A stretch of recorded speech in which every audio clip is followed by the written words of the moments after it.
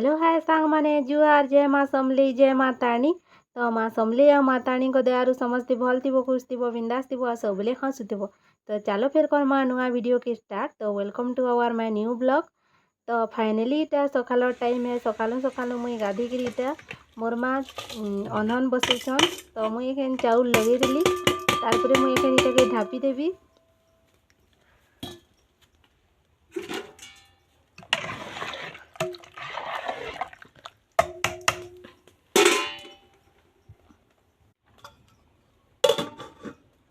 मोर माँ अनहन बसैकरी इआड़े करुथिले माँ बृंदावती ने पूजा।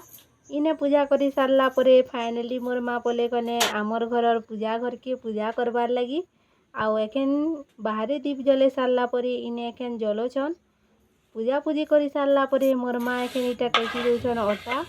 तो काजे अटा केचुछे जे मोर वीडियो के लास्ट तक देखबो हेले जानबो। तो इआड़े मुई मोर माँ से आड़े अटा केचुछन मुई आड़े पुटल काटुछे सब्जी बनाबार लगी।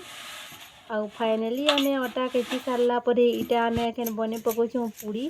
तो मोर माँ पूड़ी के बेलुछन आ मुई आड़े छानुछे।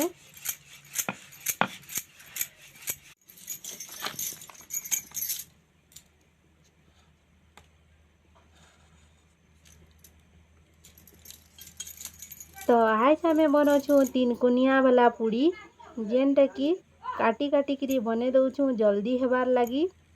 आउ जल्दी ही बने के लगवा बहुत टाइम ही गलान हेतिर लगी। तो मुई आड़े एखेन छानी पकोछे।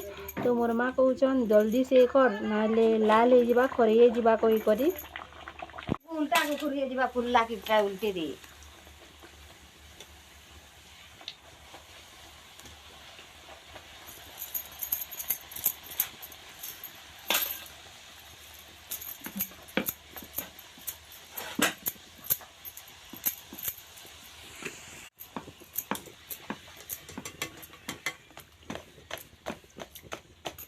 एंता कर दबो जो तुम फिर एंता तोरा आड़े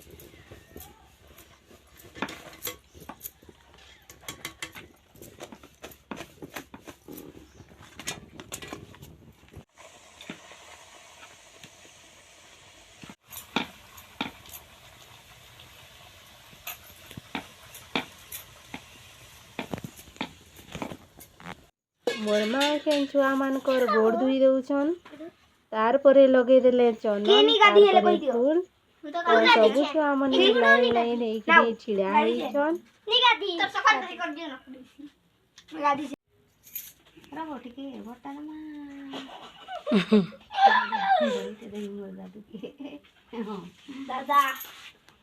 दादू बाबू तो क्या तो एखेन आमे छुआ मन के खाइबार लगी दे देइछु। आउ इटा खाइबार लगी बसी जाइछन।